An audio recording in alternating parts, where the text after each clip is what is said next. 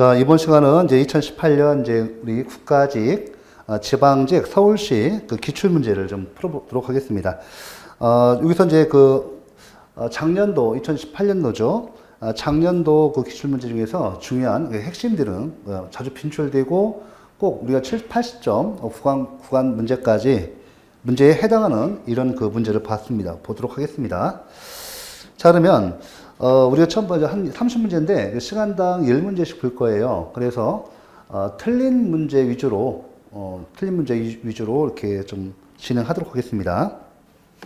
맞는지 모르는지 좀 해설은 다 돼 있고, 여러분들 지금 그 동영상에서는 보시면 이제 이렇게 이제 문제만 나왔는데 아마 지금 그 해설지까지 다 있습니다. 최근. 그래서 먼저 여러분들 그 해설 먼저 보지 마시고 출제 경향 먼저 지문을 먼저 익히셔야 돼요.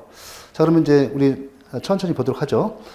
제가 이제 목차별로 이렇게 나눠놨습니다. 이렇게. 그래서, 국가직, 지방직, 서울시 쪽에서, 앞으로 계속 반복될 수 있는 또 응용 문제 나올 수 있는 부분을, 보도록 하죠. 첫 번째 보세요. 자, 우리 법률 유보 원칙에 대한 판례 입장으로 가장 옳지 않은 것입니다.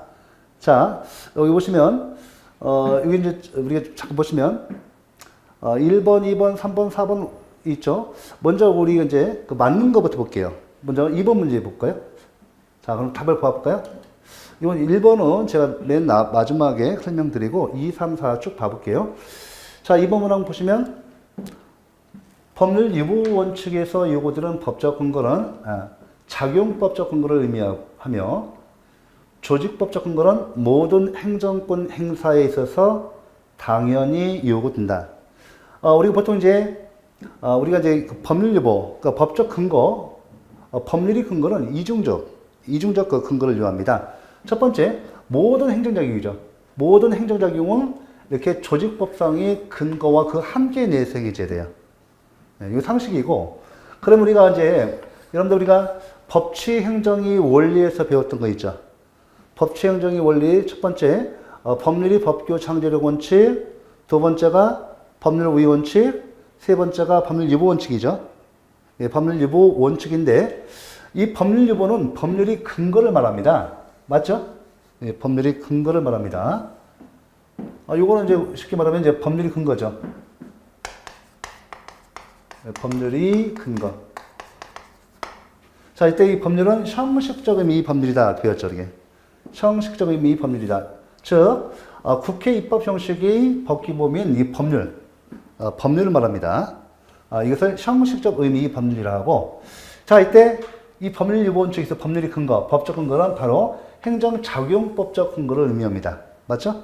작용법상의 근거, 바로 법률 유보, 법률의 근거를 말하는 거예요. 그러니까 우리가 이제 보통 배우실 때 법률 유보 원칙에서 그렇다고 한다면 법률이 근거, 행정기관이 행정활동을 할 때 법률이 근거가 있어야 하는 영역이 있죠. 그 영역에 관한 학설 대립이 있죠. 그래서 우리가 그래서 중요사항 유보설이다, 신침해 유보설 이런 거 있죠. 권력 행정 유보설, 침해 유보설이 있습니다. 이런 거죠. 그래서 가장 기본적인 사항, 요거 이제 제가 다시 한번 봤는데요. 시험에서 꼭 어려운 것만 나오는 게 아니거든요. 가장 기본적인 사항 체크하셔야죠. 이런 것은 다 맞추셔야 돼요. 어려운 것은 아니고. 두 번째, 자, 지방의회 의원에 대해서 유급 보좌 인력을 두는 것은 개별 지방의회의 조례로서 규정할 사항이 아니라 국회의 법률로서 규정해야 할 입법사항이다 이렇게 되죠. 우리 혹시 국회 전속사항 기억나시나요? 국회 전속사항? 여러분들 우리가 이제 행정입법에서 위임명령이 한계죠. 위임명령이 한계에서 첫 번째 보시면 우리가 포괄적 위임금지 원칙 나오죠. 두 번째가 국회 전속사항 위임금지 원칙. 국회 전속사항 위임금지 원칙. 여러분들 국회 전속사항 또는 국회 입법사항이라고 하죠. 그러니까 우리 헌법에 보면 자, 이러한 사항은 법률로 정해라라는 사항이 있어요. 즉 우리 국민이 기본권과 관련해서 중요한 사항, 그러니까 국민이 기본권과 관련해서 중요한 사항. 예를 들면, 여러분들 죄형법정주의 있죠. 죄형법정주의. 범죄와 형벌은 미리 국회가 제정하는 법률에 규정되어 있어야 그 범죄에 대해서 처벌할 수 있다는 주의. 형벌을 부과할 수 있다는 주의죠. 그 다음에 조세법률주의. 맞죠? 그죠? 국가가 우리 국민들한테 함부로 막 범죄에 대해서 함부로 범죄화하고 또 그에 대해서 처벌하면 안 되겠죠. 그래서 우리 죄형법정주의. 그 다음에 국회가요, 우리 국민의 재산권과 관련해서 함부로 세금 막 부과하면 안 되잖아요. 그죠? 그래서 조세법률주의가 나오는 거예요. 그 다음에 또 한 가지. 행정조직법정주의 있죠. 그죠? 이와 같이 행정조직을 우리 행정기관이 무한히 늘려버리면 국민들이 그만큼 세금 많이 내야 돼요. 그래서 이런 사항들은 국회가 직접 법률로 정한다. 이게 뭐예요? 그죠? 의회 위보죠. 의회 위보. 네, 의회 위보 사항입니다. 이 관련된 건데, 국회의 전속 사항에 대해서, 즉, 국회의 입법 사항에 대해서, 자, 요거 보세요. 유급 보좌 인력을 두는 것. 네. 자, 지방의회의원에 대한 유급 보좌 인력을 두는 건 조례로서 규정할 것이 아니라 국회의 법률로서 규정해야 할 입법사항이다. 그러니까 우리가 위임명령이 한계에서 국회 전속사항이 위임금지 원칙과 관계된 거예요. 그러니까 이거는 이거예요.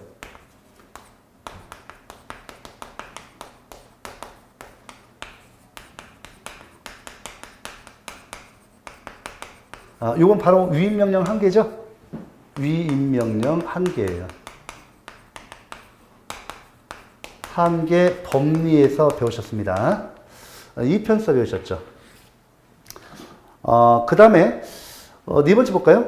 토지 등 소유자가 도시 환경 정비 사업을 시행하는 경우 사업 시행 인가 신청에 필요한 토지 등 소유자의 동의 정족서를 토지 등 소유자가 자치적으로 정하여 운영하는 구역에 정하도록 한 것은 법률위보 원칙에 위반된다. 이것도 마찬가지예요. 여러분들 이것도 마찬가지로 법률에 정합니다. 즉 국회 입법사항이에요. 이것도 마찬가지예요. 이게 똑같아요. 이거 법률위보 원칙 관계돼서 법률위보는 우리 위임명령 있죠. 행정입법 중에서 위임명령, 집행명령이 있는데 위임명령 근거법률에서 개별적 구체적 위임을 해야죠. 뭐 대통령령, 총리령, 부령에 대해서 하는 겁니다. 그래서 법률위보 원칙이 바로 여러분들 이거 바로 그 위임명령이 한계 법률로 나타납니다. 이렇게 보시고 답은 이제 1번이에요. 1번문에 잘 보시면 법령의 규정보다 더 침입적인 조례는 법률위보 원칙에 위반돼요. 이 법률위보 원칙이 아니라 법률 우위 원칙이에요. 법률 우위 원칙에 위반되어 위법하며 무효이다. 이거 맞아요. 혹시 여러분들 우리 행정행위하고 구분할 것이 있는데 요걸 일단 이거 보시면 해설이 분분한데요. 저는 그 법률 우위 원칙이 맞다고 봐요. 일반론에서 보면. 저는 그 법률 우위 원칙 위반해서 위반되어 위법하며 무효이다가 맞고 법률 위보 원칙이 아닙니다. 그래서 이건 틀린 거고요. 여러분들 보세요. 여기 이 법률이 있죠. 여기 헌법 있고 그 다음에 법률이 있고 이때 이제 명령이 있는 것이죠. 법규 명령이죠. 그죠? 명령 중에서 우리가 이제 위임 명령을 이제 보는 거예요. 지금 있고 그 다음에 우리 조례가 있죠. 예, 조례가 있습니다. 자, 있는데 이 조례가 있고 이 법률이 있는데 자, 우리가 위임이 이렇게 할 수도 있고 이때는 개별적 구체적 위임이죠. 네, 우리 상식적으로 이렇게 위임 뭐예요, 이거? 포괄적 위임 가능하죠? 가능해요. 가능한데 이렇게 법령의 규정보다 이 법령은 이게 법률과 법규 명령이죠. 이 법령의 규정보다 더 침입적인 조례는 당연히 법률 위보 원칙에 위반돼서 위보가 아니라 우위 원칙입니다. 위반돼서 위법하고 무효인데 여러분들 이거 취소가 아니죠. 이 취소가 아니라 무효입니다. 그죠? 만약에요, 이게 법률 우위 원칙에 위반되어 위법하며 이렇게 나올 수가 있어요. 위법하며 이거 맞죠? 이거 취소 답은 틀린 거예요. 시험 출제 유형이 두 가지가 있죠. 이렇게 법률 우위 원칙 대신에 법률 유보 원칙을 넣어서 틀리게 할 수도 있고, 만약에 법률 우위 원칙에 위반되어 위법하며 취소 이 답은 틀린 거예요. 왜 그런가 하면 이거 가만히 보면 다 아시는 거예요. 우리 행정행위 있죠. 우리 행정행위에 있죠. 여기 행정행위에 하자가 있어요. 하자가 있으면 이건 뭐가 돼요? 위법이 되죠. 그렇잖아요. 행정행위에 이거 하자, 흠이 있다면 이건 위법이잖아요. 그죠? 자, 위법인데, 만약에 이 행정행위가 법령을 위반했다.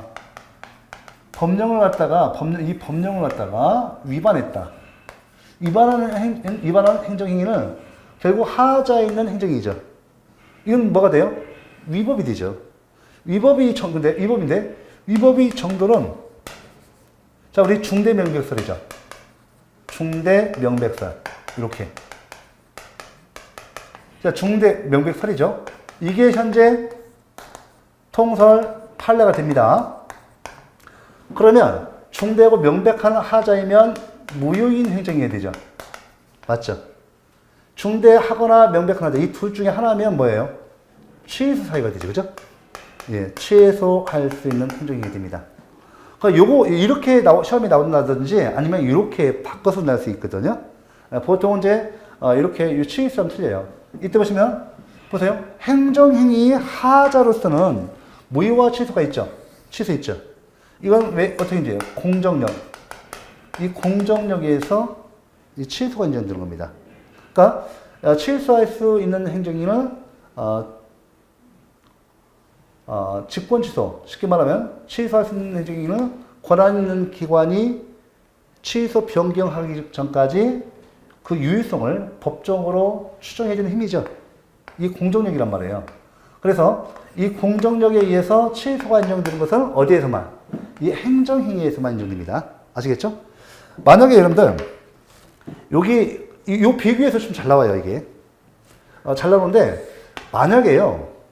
여기 법령, 여기 법률 있고 여기 법규명령이죠. 법규명령 있고 그 다음에 이 조례가 있어.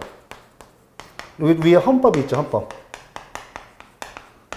이 헌법에 위반되는 법률은 뭐예요? 이거 헌법에 위반되는 법률. 위반되는 뭐가 돼요? 이거 위헌이죠. 위헌 무효가 되는 거예요. 무효. 취소가 안 돼요. 맞죠? 우리 법령 보죠. 근데 이 법령 마찬가지죠. 이 법령도 헌법에 위반되면 그죠? 이 법규명령 마찬가지로 헌법이나 법률을 위반하게 되면 이것도 마찬가지로 위헌 무효가 돼요. 조례도 마찬가지죠. 조례도 이 법령을 갖다가 위반하게 되면 어떻게 돼요? 이것도 이렇게 위헌 무효가 돼요.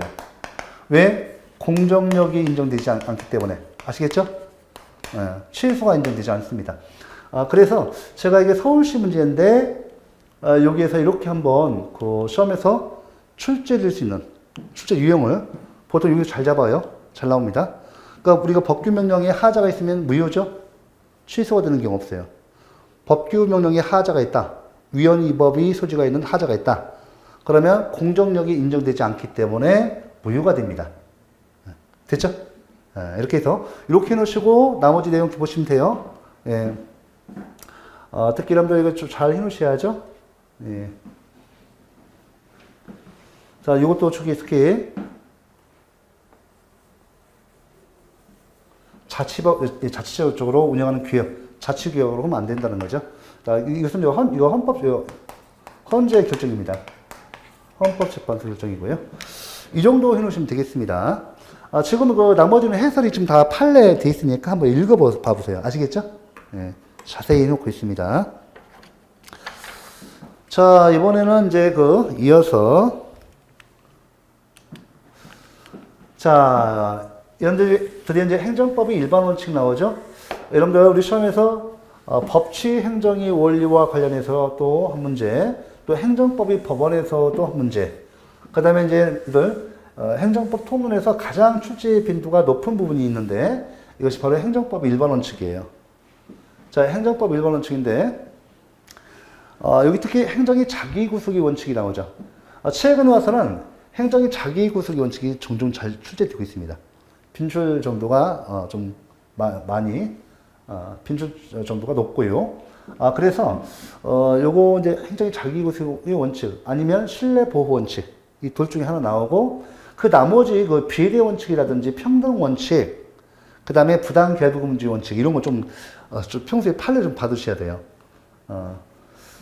자 그러면 요거 행정의 자기구속의 법리 또는 원칙 같은 말이에요. 이거죠? 자, 다툼이 있는 경우 판례에 의한다. 자, 옳지 않은 것인데 한번 정답을 확인해 볼까요? 예. 자, 여러분들 제가 먼저 맞는 질문 1번, 3번, 4번을 개괄적으로 설명드리고 이걸 자세히 설명드릴게요. 자, 헌법재판소는 평등의 원칙이나 신뢰보호의 원칙을 근거로 맞죠? 여러분들 특히 시험에서 여러분들 우리 헌법재판소뿐만 아니라 우리 대법원도 마찬가지예요. 우리 대법원도 이렇게 행정의 자기구속의 법리를 인정하면서 그 이론적 근거죠. 평등 원칙, 요거 가로 놓고 찾기. 가로 놓고 찾기. 또는 이렇게, 요거 아니면 요거. 이 둘 중에 하나 나옵니다. 평등 원칙이나 신뢰보호의 원칙을 근거로 행정의 자기구속의 원칙을 인정하고 있다. 맞죠?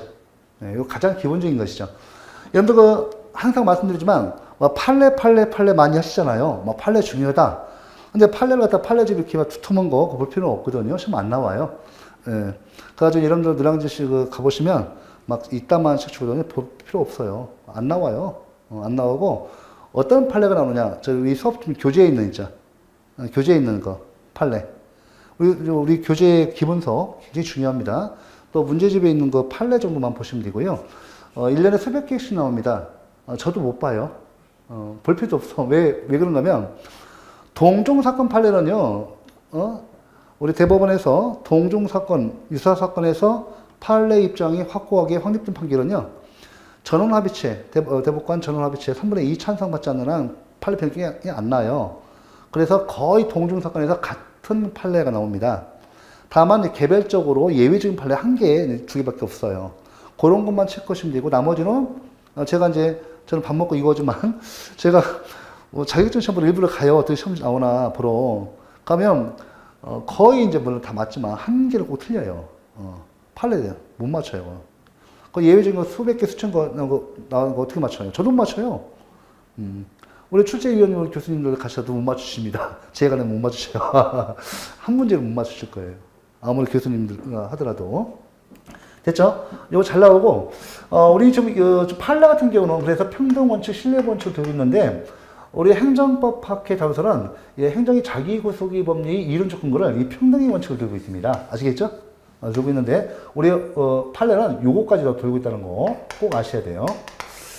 그 다음에 세 번째, 행정의 자기구속의 원칙은 법적으로 동일한 사실관계, 즉 동종의 사안에서 적용이 문제됩니다. 그러니까 이종사안, 이게 다 시험에 나왔던 건데 이종사안에서는 다른 사안에서는 인정 안 돼요.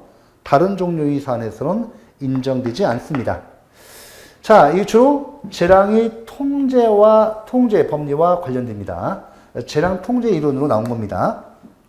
그 다음에 네 번째 중요한데, 여러분들, 여기 지금 보시면, 재량 영역에서 동종의 사안에 있어서 적용되는 건데, 이때 재량 영역이라고 말씀드렸죠. 재량이 통제 법리와 관련되니까 재량 영역에서 인정되는데, 재량 영역 보세요. 재량 규칙은 행정규칙이죠. 예, 행정규칙이에요, 이거. 행정규칙 중에서 재량 준칙에만 인정되는 거예요. 아시겠죠? 행정규칙 중에서 어디에만 인정된다고요? 재량 준칙. 재량 준칙에만 인정됩니다. 여러분들, 이 재량 준칙은 원래 법규성 없잖아요. 그죠? 재량 준칙은 법규성이 없는데, 그죠? 요것이, 이 재량 준칙이 행정법의 일반 원칙 중에서 어떤 원칙? 이 재량 준칙이, 그죠? 이때 평등 원칙이나 신뢰보호 원칙, 그죠? 재량 준칙이 평등 원칙이나 신뢰보호 원칙과 결합됐을 때, 이때 행정의 자기구속의 법리가 도출됩니다. 볼까요? 재량 준칙이 공표된 것만으로는 행정이 자기구속의 원칙이 적용될 수 없고, 재량 준칙이 뒤풀이 시행되어서 행정관행이 성립한 경우에, 행정관행이 성립한 경우에, 그죠? 행정이 자기구속의 원칙이 적용될 수 있다. 됐죠? 이렇게 해서. 이거 다 잘 보세요. 요 제 교재 다 돼 있거든요. 이게 이제 2018년도 나왔던 건데, 그 제 교재가 아마도 기본서를 좀 굉장히 여러분들 제가 요약을 해놨어요. 여러분들 그 책이 좀 어려우면 안 돼요. 책이 두꺼우면 안 돼요. 핵심만 하고 꼭 시험 나올 수 있는 그 지문만 뽑아서 이게 좀 그 단연간에 걸쳐서 강의를 통해서 이게 순화된 겁니다. 그래서 거의 책 보시면 그 지문이 거의 시험에 잘 나와요. 요거 그대로 다 나와 있거든요. 그러니까 일단 행정관행이 성립한 경우에 행정이 자기구속의 원칙이 적용될 수 있다는 거. 자, 그러면 2번이 이제 틀린데, 자, 반복적으로 행해진 행정처분이 위법하더라도 행정이 자기구속의 원칙에 따라 행정처는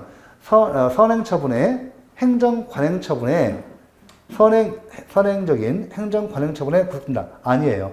여러분들, 이거 혹시 기억나세요? 이거 2018년 국가직구급이죠. 여러분들, 제가 분명히, 우리 행정법은 효자 과목이에요. 진짜로. 진짜요. 처음에 울고 들어갔다가 웃고 나오는 과목이에요. 무슨 말인가 하면, 처음에 운다. 이것도 과장이에요. 솔직히 말하면. 처음에 딱 일선 한번 할 때, 우리 기초 이론 20강 됐잖아요. 그냥 틀어놓고, 처음에 이해 안 될 거예요. 그냥 듣는 거야. 책장 넘기고, 책 보지 말고 그냥 책장 넘기고 그냥 계속 한 번만 처음부터 끝까지 반복되면 2순환, 3순환, 3번 딱 하면 딱 끝납니다. 무슨 말인가 하면, 행정법은 우리가 법률 용어, 전문 과목에서 용어가 좀 이렇게 낯설고 이해가 안 돼서 그러는데, 용어만 들어와 있으면 다 끝나버려요. 완전 국어시험이에요, 국어시험. 진짜 범위도 많지 않고, 사실 많은데, 시험 출제되는 범위는 약속되어 있기 때문에, 그 다음에 또, 더구나 선택 과목이잖아요. 선택 과목에 자꾸 이상한 거 많이 내주고 그러면, 저를 밥 먹고 사는데 지장이 있어서, 그때는 곤란합니다. 그때는 이제 우리 은사님들 찾아뵈야죠. 도저히 안 되겠습니다. 네. 우리 시험 좀 쉽게 해주십시오. 그죠? 삑사리, 우리 당구 칠 때 삑사리 할 때 얼마나 열받아요. 그죠? 브레이크 맞으면 진짜, 그죠? 가슴이 미어집니다. 그 다음에 행정법을 또 선택을 않게 되면 결국 이제 다 어려워지니까, 그래서 이제 약속이 돼 있어요. 그러니까 과목마다 4년에 한 번씩 돌아가면서요. 난이도 추정하거든요. 그때 조금 난이도 올라가, 2~3개만 더 올라갑니다. 많이 안 올라가요. 봐보세요. 그게 다 그대로 나오지. 그래서 여러분들 요거 이제 이렇게 우리 기본 이론에서 이렇게 배웠죠. 여러분들 불법이 평등 주장 허용돼야 안 돼요. 법치주의에서. 불법이 평등 주장 허용돼야 안 돼요. 안 돼요. 그죠? 이거 안 돼요. 만약에요, 그 불법이 평등 주장을 허용해 주세요. 너도 나도 이제 법치주의 와야 돼요. 너도 나도 그래요. 특히 우리 행정법규는 강행법규잖아요.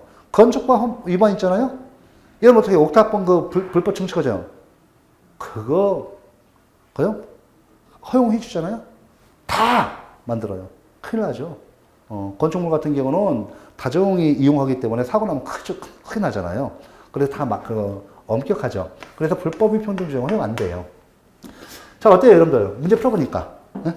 우리 기본 이론이 얼마나 중요한가 아시겠죠? 좀 지루할 것 같은데 안 그래요, 여러분들? 처음에 할 때는 문제 못 풀어요. 그러니까 처음에는 욕심내지 말고 그냥 이렇게 봐보세요. 문제 이렇게 나오잖아요. 처음에는 그냥 기초 용어. 나 이거 들어봤어. 요것만. 이거 들어봤어. 행정이 자기구속의 법리, 평등의 원칙, 신뢰 원칙 들어봤으면 돼요. 그 다음에 이순환 가잖아요. 두환제. 요 5하고 똑같아요. 공부할 때 처음에 외우고 안 들으잖아요.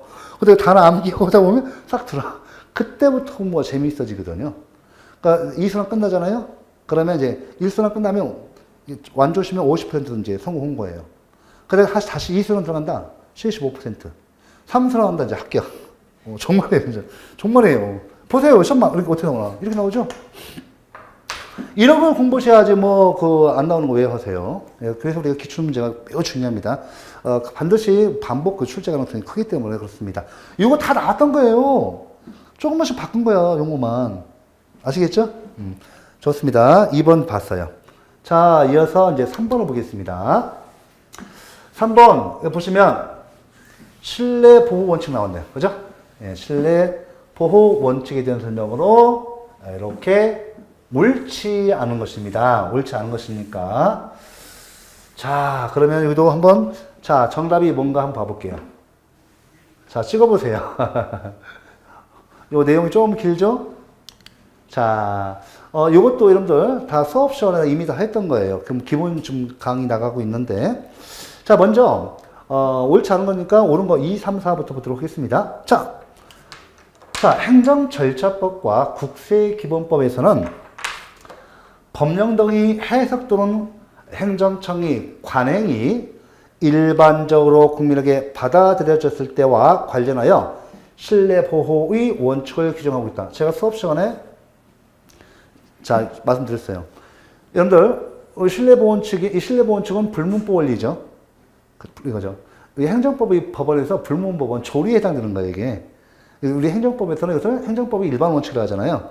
불문법 원리란 말이에요. 이것이 실정법한 예가 있다 말씀드렸어요. 바로 행정절차법 제4조 2항과 국세기본법 제18조 제3항입니다. 요게 있는데 여기에 뭐가 규정되어 있다고요? 신뢰보호 원칙이 규정되어 있는데 요 내용이 바로 신뢰보호 원칙의 내용이에요. 오케이? 요게 있죠. 이게 가장 기본적인 그러니까 여러분들이 제가 물론 수험생들은 무의식적으로 그런 압박감이 있어요, 사실은. 저도 뭐 다 공부할 때 그랬어요. 남들보다 하나 더 맞춰야 합격이기 때문에, 상대평가이기 때문에 그렇습니다. 이해하는데, 불필요하게 할 필요는 없어요. 합리적으로 나올 수 있는 범위와 그 한계 내에서, 눈 떠 있는 동안, 밤새지 마시고요. 눈 떠 있는 동안 해도 충분해요. 남아요. 자기 자신을 믿어야 돼요. 보세요. 이런 게 좀 나오지, 뭐 안 나오는 거 왜 이렇게 많이 해요? 요즘 저는 반대예요. 나올 것만 해도 행정법은 솔직히 말하면 6개월을 허시하고 공무원 시험 합격을 하면 1년을 시하거든요. 물론 행정법만 하는 것이 아니라 다른 과목도 해야 돼요. 그렇다 한다면 각 과목당 제가 봐서는 이렇게 불필요한 거 할 필요 없다. 자, 이거 됐죠? 이거 기본적인 거죠. 그러니까 제가 늘 말씀드려요. 기본서, 기본이 충실해야 돼요. 자, 세 번째, 3번 문항. 신뢰보호 원칙에서 행정청이 개내 표명이 정당하다고 신뢰한 데에 대한 개인이 기책사의 유무는 상대방뿐만 아니라 그로부터 신청 행위를 위임받은 시민 등 관계자 모두를 기준으로 판단한다. 맞죠? 여러분들 건축주가 있죠. 건축주는 건축에 관한 전문가가 아니죠. 건축사에서 맡겼어요. 건축사가 이 건축 설계를 하죠. 설계를 하는데 여러분들 우리 건축법에 있다면 건물 간에는 이격거리가 있죠. 일정한 간격을 이렇게 띄고서 설계를 해야 돼요. 자, 이걸 간과하고 있잖아요. 이때 건축사가 이걸 간과하고 건축 제한선이라고 해요. 건축 제한선을 갖다가 이제 보시면 해당 조례 있잖아요. 해당 조례에 위임을 하고 있어요. 그래서 그 부분이 약 시도마다 틀려요. 시골 이런 데는 뭐 그 시라 하더라도 사람 많지 않으니까 넓게 수 있죠. 그런데 서울은 뭐죠? 워낙 인구가 많다 보니까 이 건축 제한선, 한계선 굉장히 중요합니다. 엄격해요.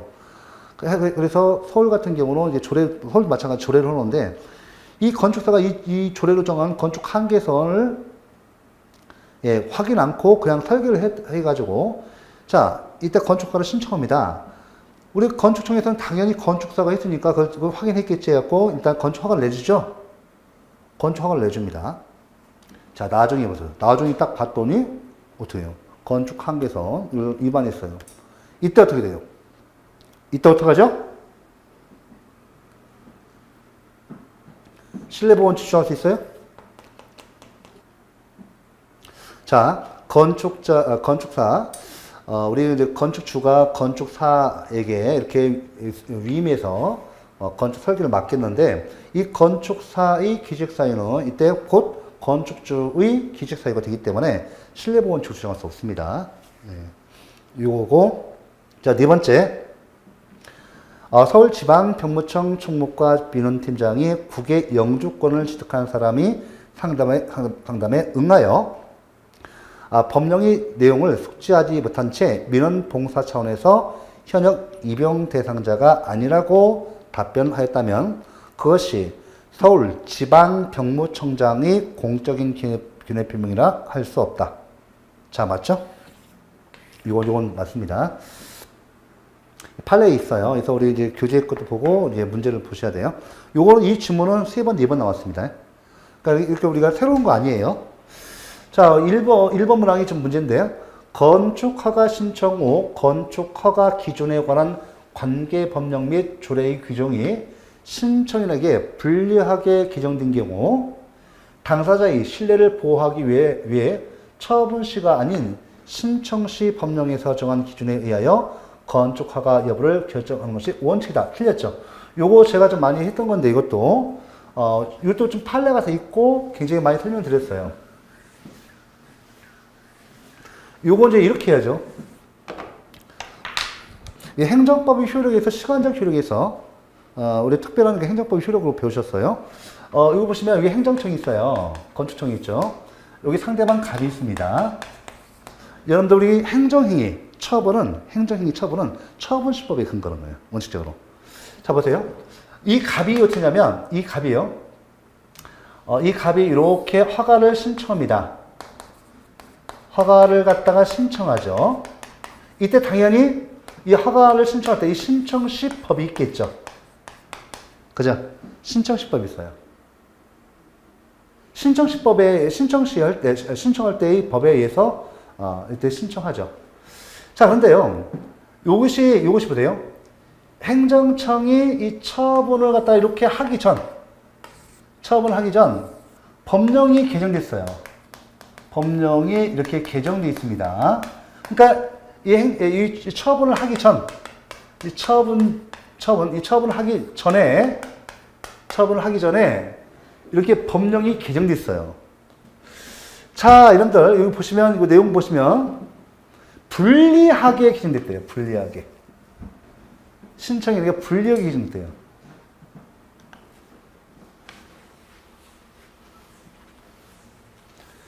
자, 이때 이 갑에게 불리하게 이렇게 개정됐대요. 그럼 상식적으로 행정청은 이세요. 자, 갑이 허가 신청을 한 후에 허가 신청 후에 행정청이 처분을 하기 전 법령에 이렇게 어떻게 해요? 이 갑에게 불리하게 변경됐다. 자, 이때 여러분들 부측에 어떤 경고화 규정이 없다고 한다면요. 부측에 경고화 규정이 없다고 한다면 원칙적으로 무슨 돼요? 이때는 원칙적으로. 행정청은 무슨 법? 원칙적으로 처분할 때 법. 처분시법에 의합니다. 아시겠죠? 자, 원칙적으로 이렇게 처분을 할 때 법에 의합니다. 자, 그런데요. 원칙적으로 처분할 때 이렇게 불리하게 변경됐다 하더라도 아시겠죠? 그런데요. 여러분들 예외적으로 얘도 그냥 원칙 하얀 걸 쓰죠.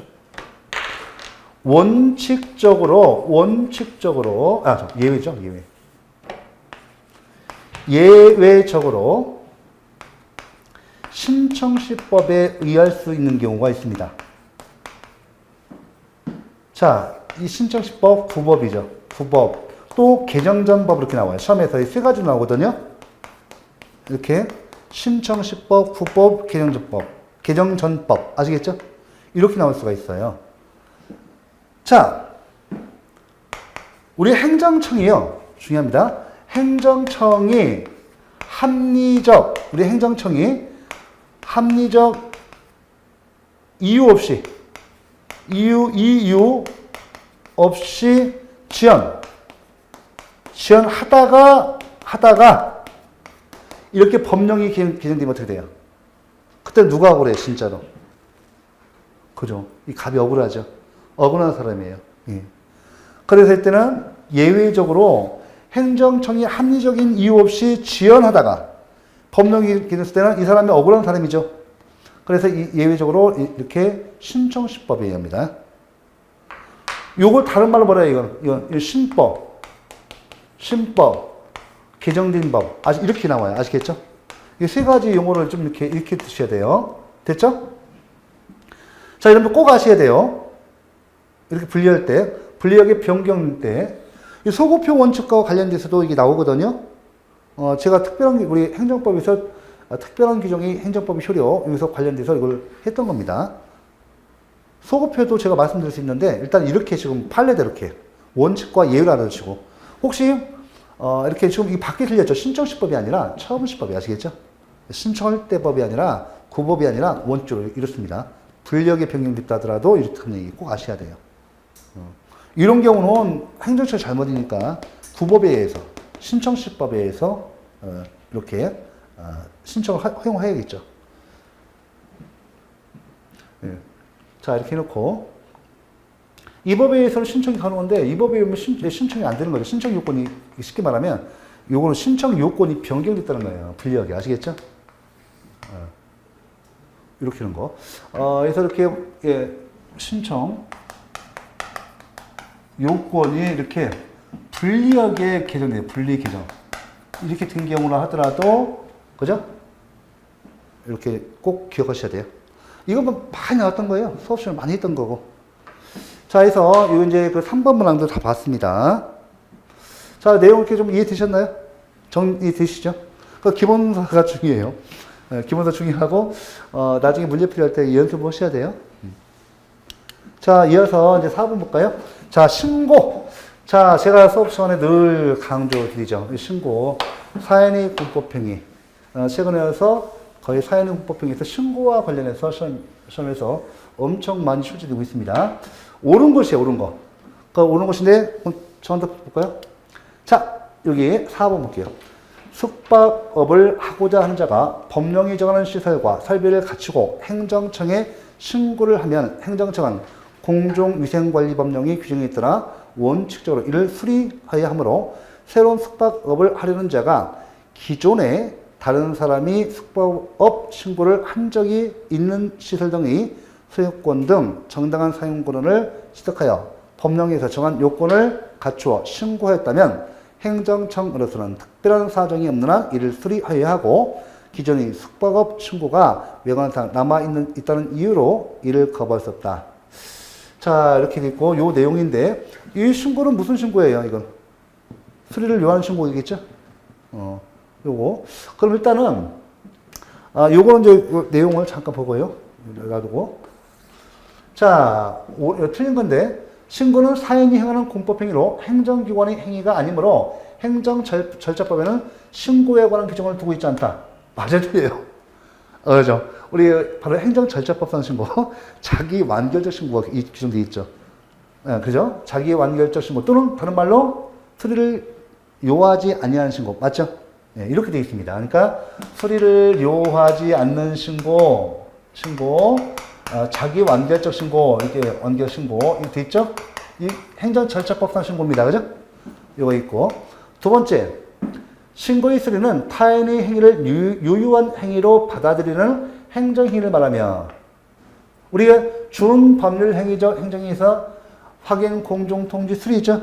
수리 수동적 행정행위를 말합니다. 이는 강학상 법률 행위적 행정이에요. 준자 빠졌네요. 그죠? 이거 뭐, 그죠? 예, 이 정도 이렇게 우리 행정법이 해볼만 합니다. 네. 됐죠? 예, 됐습니다. 왜 틀린지 아시겠죠? 예, 좋습니다. 수동적 행정행위 수리고요.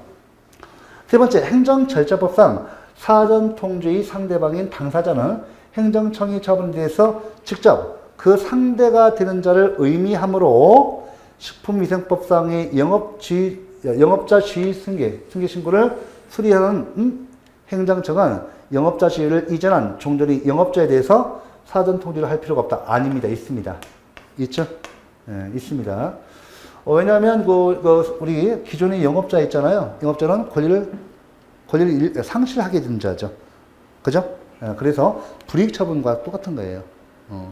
불이익 처분이 내용이 됩니다. 그래서 이것도 판례가 많이 나왔던 거죠. 예. 그래서 불이익 처분에 해당되니까 사전 통지의 대상이 됩니다. 이거 수리를 요하는 신고잖아요. 그죠? 예, 수리가 됨으로써 기존의 우리 신고자는 이때 그 자격이 상실되니까 이렇게 불이익 처분에 해당됩니다. 근데 이것도 이제 같다는 거죠. 이거 정도가 좀 어려웠을 텐데 이 내용을 금방 다 알기 때문에 이건 많이 나왔던 질문들이에요. 이거 하나만 조금 내용이 틀리죠. 하지만 이것도 어려운 건 아니고 1, 2, 3, 4 거꾸로 이렇게 보면 여러분 질문 다 풀으셔야 하거든요. 혹시라도 4번 나오잖아요. 그러면 1번이 완전히 틀린 거다. 이설 없이 판례한다면. 그럼 그거 찍고 넘어가시고 그렇지 않고 이렇게 보면 다 여기까지 다 읽어야 돼 사실은. 여기까지 봤더니 C에서 틀리다 그러면 답을 이거 찍으면 되죠. 네, 이렇게. 자, 2편 넘어갑니다. 자, 보시면 여기 이제 행정입법에 대한 설명을 옳지 않은 것은 다툼 있는 경우 판례에 의하면 됐죠. 자, 보시면 정답이 뭐겠습니까? 5번. 예, 바로, 자, 옳지 않은 것인데, 1번부터 볼게요. 자, 행정입법입니다. 국민이 구체적인 권리 의무에 직접적으로 변동을 초래하지 않는 추상적인 법령의 지정 여부 등은 부작위 입법 확인 소송의 대상이 될 수 없다. 이거 많이 했던 거죠. 기억나시나요? 여러분들, 여기 부작위 입법 확인 소송은 항고성이죠. 여기 잠깐 이거 많이 했던 건데, 혹시 기억나시나요? 이게 기억나세요? 여러분들 이거 우리 제가 기본 강의가 중요하다고 늘 말씀드리는 이유가 거기다 응용해서 나오는데 여러분들 여기 보세요. 항고소송 뭐예요? 항고소송이 대상 적격이 뭐죠? 대상 적격? 뭐예요? 이게 뭐죠? 처분이죠? 맞죠? 처분이에요. 대상 적격. 처분성이 있어야 돼요. 자, 여러분들 처분인데 이때요. 여기 보시면 거부 처분이 있죠. 거부 처분이 있고 혹시 부작위가 있죠. 보통은 적극적인 처분, 적극적인 처분, 영업정지 처분, 영업허가 처분 이런 거죠. 영업 허가 차례 처분 이런 거죠. 자, 근데 이 거부 처분은 소극적인 처분이죠. 그죠? 네, 소극적인 처분이에요. 거부 의사 표시 있는 거죠. 이 부작위는 처분이 없는 거죠. 처분이 없는 거예요.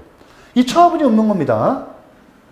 그래서 항고소송에서 여러분들 보세요. 거부 처분은 이 취소소송 대상이죠. 취소소송으로 제기해야 돼요. 요거는요. 부작위 위법 확인 소송, 부작위 위법 확인 이 소송을 제기합니다. 맞죠?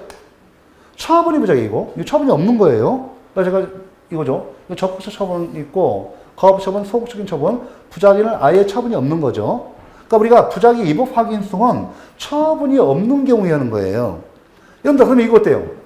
제가 분명히 말씀드렸어요. 여러분들, 행정 입법 부작위죠. 행정 입법 부작위.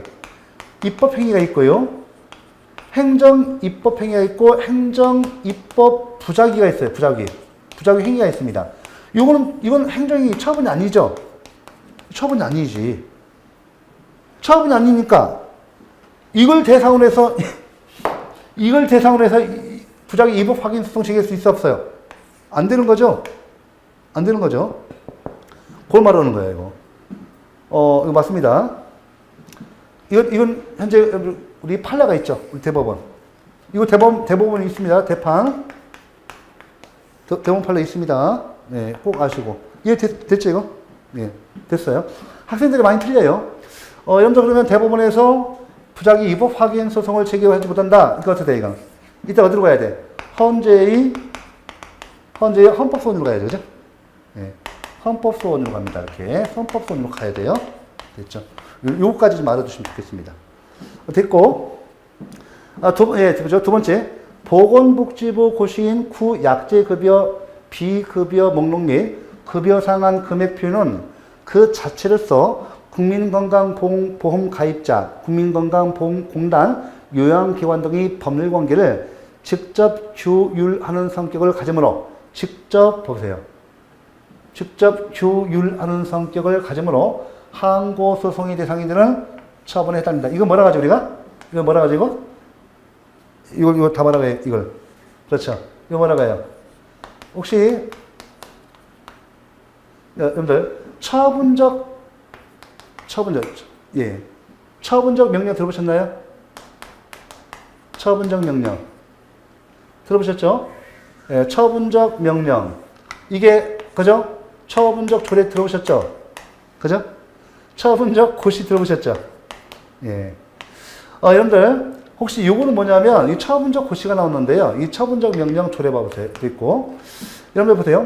혹시 법령 보충적 행정규칙 들어보셨나요? 법령 보충적 행정규칙 들어보셨죠? 이거 고시죠, 이렇게. 그죠? 맞죠? 이거 뭐예요? 법규상이죠? 법규죠? 그러면 이 법적 성질이 뭐예요? 법규 명령이죠. 이 법적 성질이 법규 명령입니다. 맞죠? 실질 중에서 법규 명령입니다. 그래서, 만약에요, 법령 보충적 고시라고 되어 있죠? 이것이 법규 명령이죠. 이것이 처분적 명령에 해당되면 어떻게 돼요? 처분적 명령, 법규 명령입니다. 이 성질을 가지면 바로 처분성이 인정되죠, 그죠? 네, 처분성이 인정돼서 항고소송이 대상이 돼요, 그죠? 항고소송 가능합니다. 그러니까 우리 법령 자체는 원칙적으로 법령 자체는 일반적이고 추상적이어서, 그죠? 원래 행정소송, 항고소송이 대상이 안 돼요. 처분성이 없어서. 처분성이 있다는 것은 국민이 권리 의무의 변동을 일으키는 행위죠. 예.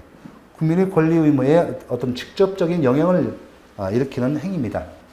됐죠? 이렇게 해놓으시고, 이거 그래서 맞는 거예요, 여러분들. 처분적 명령, 처분적 고시. 여기서는 명령이 아니라 뭡니까? 처분적 고시에 해당되겠죠, 그죠? 오케이. 자, 이거는 처분적 명령, 처분적 조례, 처분적 고시. 이것이 처분성이 긍정되면 모두 항고소송이 대상이 된다는 거죠. 항고소송 대상이 된다. 이러는 거죠. 자, 보셨고. 요거 다 우리 기본적인 내용이죠? 기본적인 내용입니다. 그 다음에 3번 내용을 보면, 행정규칙의 공표는, 보세요. 행정규칙의 공표는 행정규칙의 성립 요건이나 효력 요건은 아니나, 행정절차법에서는 행정처는 필요한 처분 기준을 당해 처분의 성질에 비추어 될 수 있는 한 구체적으로 공표하도록 하고 있다. 여러분들 우리 행정규칙의 공표. 여러분들 행정기준이 설정 공표 있죠? 우리 행정절차법에 보면 행정기준이 설정 공표가 있어요. 아시겠죠? 이거 하도록 돼 있어요. 그 기준. 여러분들 공포하고 공표는 틀리죠. 보세요. 공포는 법령 등 공포에 관한 법률에 의해서 그 절차가 엄격하거든요. 심지어는 대통령은 공무회의까지 가야 하잖아요. 근데 우리가 보통 이제 이 공표는 법령 등 공포에 관한 법률에 의하지 않죠. 보통 이제 그래서 우리가 공표로서 고시를 하지. 행정규칙은 보통 고시로 합니다. 이렇게 보고. 자, 그 다음에 마지막 이건데, 옳지 않은 것인데, 일반적으로 시행령이 헌법이나 법률에 위반되는 사정은 그 시행령의 규정을 위헌 또는 위법하여 무효라고 선언한 대법원의 판결이 선고되지 않은 상태에서도 그 시행령 규정의 위헌 내지 위법 여부가 객관적으로 명백하다고 할 수 있으므로 이러한 시행령에 근거한 행정처분의 하자를 무효사유에 해당됩니까? 취소사유에 해당됩니까? 이거 설명드려요. 이거 입게요. 요거는 잠깐 이것도 많이 했던 건데 이 정도시면 어때요? 좀 공부를 하신 분들 기본 이론 들으시고 한 2수나 3수나 하신 분들은 요 내용이 좀 들어올 수가 있습니다. 처음에 하시는 분들은 출제 경향파 하시면 돼요. 이거 잠깐 봐볼까요? 여러분들 여기 헌법이 있어요. 제가 수업 시간에 이렇게 있어요. 헌법 있죠. 헌법 있죠. 그 다음에 법률이 있고 명령이 있죠.